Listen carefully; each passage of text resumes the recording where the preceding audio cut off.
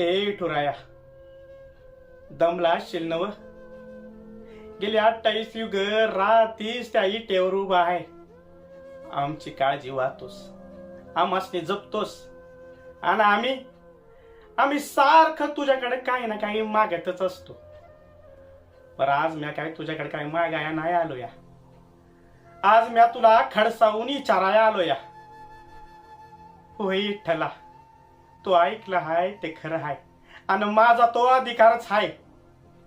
अरे माझा मायबाप तूच सखा विठ्ठला.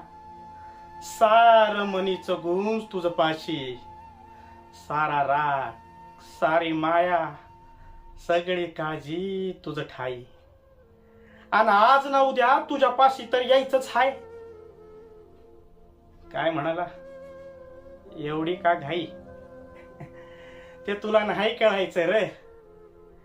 भक्ताच्या भेटीची आस काय असते या ते अनुभवायला तुला भक्ताचा जन्म घ्यावा लागेल.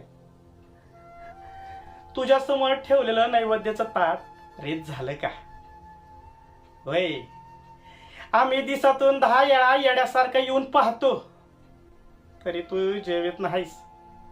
स्वतःच्या हातानं 2 घास भरवावं म्हटलं, समोर मांडी घालून तू बसत नाहीस. नुसता कमरेवर हात ठेवून उभा असतो या. माझ्या अवती, माझ्या भोवती, माझ्या मनाच्या आत तू बसतोस विठ्ठला. परत सामोरे काय मात्र येत नाहीस. मग तुझ्यासाठी असा जीव का सावीस होत रे विठ्ठला?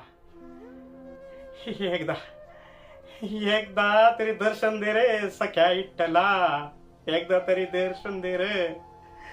किती अंत पाहशील रे या भक्ताचं, किती अंत पाहशील रे विठ्ठला. दर्शन दे रे.